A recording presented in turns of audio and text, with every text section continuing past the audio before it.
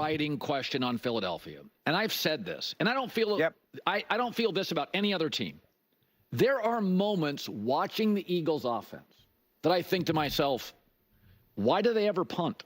O-line, weapons, Saquon, Goddard. Yeah. But there are also times this year, Greg, they get out of rhythm. And I tend to look at Sirianni and go, how can this happen?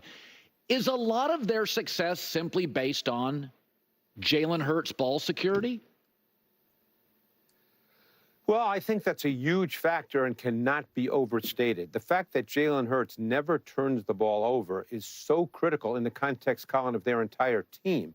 Because keep in mind, putting aside the long drive that the Commanders had to start the game, is teams don't go a long distance with a lot of plays against the Eagles' defense. That's the way Vic Fangio has always played defense. It's very difficult to sustain long drives. So now if you're the Eagles' offense, if indeed you do have to punt, or even if you give the ball up on downs, and by the way, they are a 4-down offense, which is also a big deal and a very important part of who they are offensively.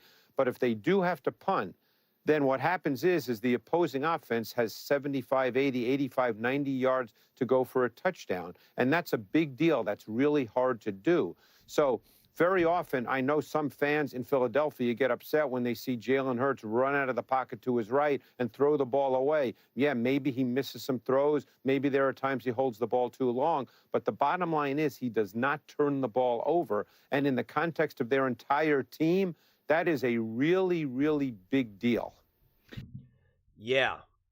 God, there's so much of this talk about turnovers, and it's it kind of gives you that angst where it's just like, oh, he doesn't throw interceptions, he doesn't turn the ball over, and they're gonna mention it in the Super Bowl, and it's just it gives you that angst of like, can everyone just stop talking about it? Like everyone just stop. Can we just stop and just watch? Okay, stop telling us what doesn't happen because you're gonna make it happen. The announcer jinx or whatever.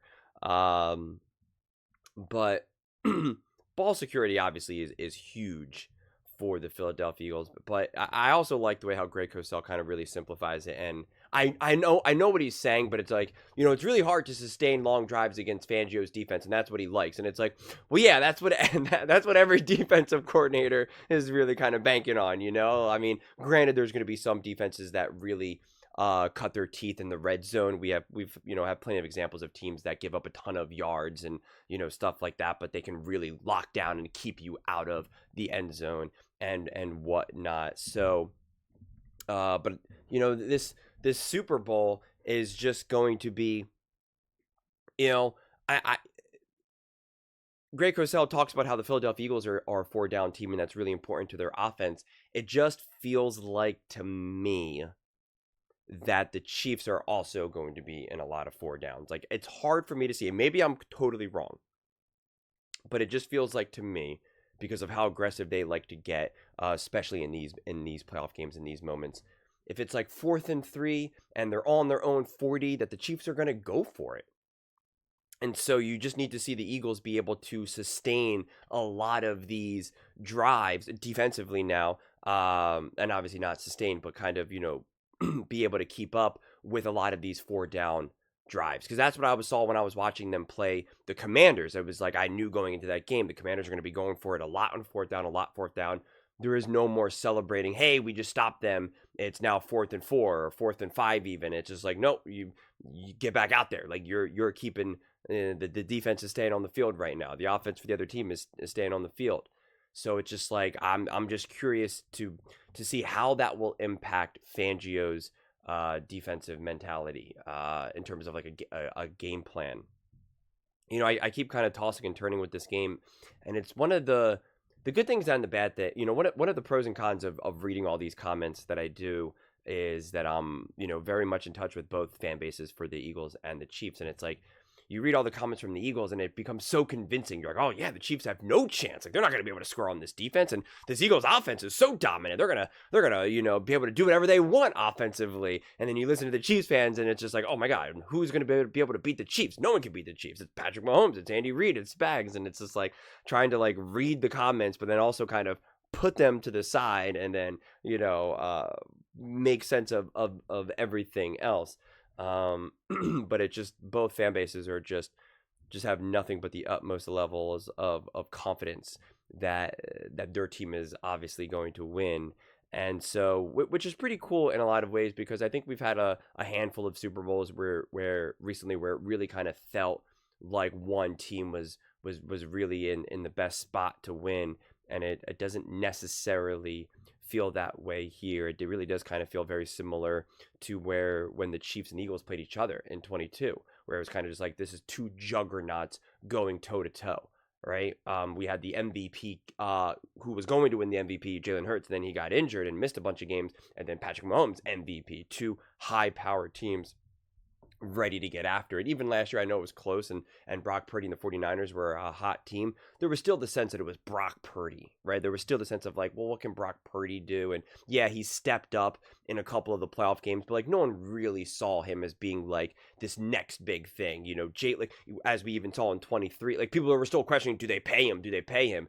When Jalen Hurts was in 22, like, his stock was at an all-time high. You know, he's getting paid. The next year, people are saying that he's like a top 3 quarterback. Like, it just had a different energy behind it. Now, granted, in a couple of years later, people are now essentially saying the opposite about Jalen Hurts, that he's like, you know, that he's taking away from this team, and that the best thing that he does is just not throw the ball away, not because of his legs, not because of his arm, right? It's just like, well, he doesn't turn the ball over, which is like, okay, you know, like that. I guess that's technically a compliment.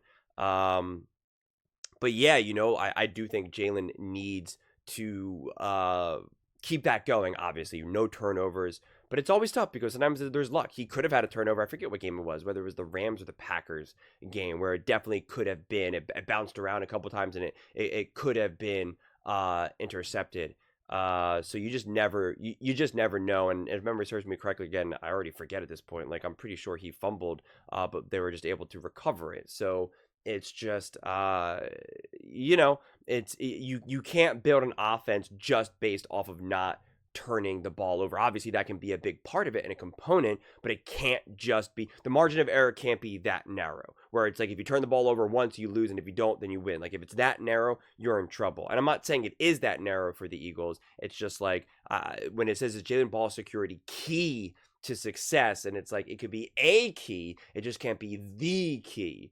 But it certainly goes a long way. We've seen that throughout the playoffs, but we also know that it's not all or nothing, because the Chiefs lost the turnover battle against the Bills and still won. Now, the Eagles have won all the turnover battles in the playoffs so far, and it's obviously really significantly helped them, but it was, you know, it's technically a thinner margin against the Rams and the Packers. You know, again, technically, if you really want to drill into it, I find it beneficial for my own mindset when I try to really figure out what a team is. I look for all the ways that a team could have lost even though they won. And again, it's not to say like, oh, well, they got lucky here or this or that. You know, it is kind of like the joke that we all make when Micah was like, oh, if these plays didn't happen, then we could win the game. And it's like, oh, you know, when people were saying, oh, the Commanders, if they didn't turn the ball over, then the Eagles would win. And it's just like, on one side, I totally get making fun of that. And I called it out, and, you know, and said like, that's, you know, that's kind of ridiculous. But on the other side, I do think that it's a helpful thought experiment to do, just to try to, like, again, it doesn't excuse the win or explain the win, but it still kind of helps things in a more complete 360 degree, you know, picture of it all, where you say, okay, let's just say that those drives did not lead to turnovers, that they were able to score a touchdown or a field goal. What would that have done for the game? And that's why I point to the Eagles being 7 for 7 in the red zone. It's one thing if they were not. It's one thing if they won the game still 55 to whatever, but for whatever reason, the way how the box score came out, they were like 4 for 8 or something, or 3 for 5 in the red zone. Then I would be like, okay, they definitely really benefited by some of these extra turnovers, or some of these turnovers were scoop and scores, where it was like a pick six or a fumble that they were then able to run, you know, to the end zone. Then I would say, all right, that could make you feel a little bit more uncomfortable in that regard, just because, like, you were like, yeah, this team was really able to feast on these turnovers. It helped them. Yes, we could argue that they forced those turnovers, but still, it was a great benefit. But the fact that the Eagles were still able to do whatever they wanted offensively, regardless of the turnovers, still speaks volumes, even if the turnovers, of course, at the end of the day, did help them. So I just find it, for me personally, beneficial to kind of honestly kind of twist the game in multiple ways to be like, okay, what type of plays happened that I feel were really caused by the Philadelphia Eagles? What plays do I think, okay, the Eagles caused this, but at the same time, it could have gone in a different way? What are the plays where the Eagles got lucky? Because luck is absolutely involved in every single game you ever play. And it's like, well, did this have a huge impact? What if the luck went the opposite way? I just find it better from my viewpoint. I get why a lot of fans don't want to do it. I know a lot of fans like push back on that. For me, it's how I feel as though I get to the closer reality of who a team is. And that's why I look beyond just Jalen's ball security as like the thing. I think it's obviously absolutely beneficial, and it definitely really, really helps. But in moments that you do turn the ball over, that is when if you're really that special of a team, if you really are that great of a team, then your defense steps up, man. Your defense says, okay, that was a bummer that Jalen threw an interception, but now it's our job to shut this team down. It's our job to force a 3-and-out. It's our job to force a punt. It's our job to mitigate the damage and only and only give up a field goal. That's what we see the great teams do again and again and again and again, right? We've seen the Patriots, the Chiefs, the whoever. That's what we always see. Again, the Chiefs did it just last year in the Super Bowl, and I always use that as an example, and it matters. So, yeah, that's really just my long-winded way of trying to try to reduce this whole. On some days I'd like to really simplify things and make things really basic, and on other sides I'm kind of like, all right, well, now we're simplifying it in a way that I think is unhelpful, because again, we're talking about the Eagles' success, and it's just like, for me, it can't be reduced to just, ball security. There's just multiple things that need to happen, because if your whole Super Bowl hopes, lay on the hinges of like, can Jalen Hurts turn the ball over or not, it's a dicey situation, because again, the Eagles, Jalen Hurts gave up that fumble, but at the same time, the special teams dropped the ball. The defense still gave up a ton of points. Like, you can't just say that was the reason, because again, Patrick Mahomes has turned the ball over in multiple Super Bowls, 5 interceptions in 4 Super Bowls, and yet has won 3 rings. So you have to be able to be more resilient. His first Super Bowl he ever won, he threw 2 interceptions, but the defense stepped up and only held them to like, whatever it was, 19 points, 20 points, whatever the final score was. Like, that matters. So that's what the Eagles need to be able to do. The Eagles need to show their resilience more than anything. Now, the Eagles in 22 showed their dominance, not their resilience, from my viewpoint, at least defensively. And so, if you want to have the better chance to win, you need to be dominant and resilient and consistent. So, yeah, I don't know. Again, the more we talk about this game, the more things can get more muddled. More things can get more clear. They can get more confusing. Like, it's, honestly, this has been a trip this last week to just keep talking about the same game 5-6 times a day, every single day. It's like, what else can be said? And the reality is we keep singling out Jalen Hurts, and I'm just excited to find out. I think we find out on Sunday, next Sunday, who Jalen Hurts is more than anything. I think we're about to really find out.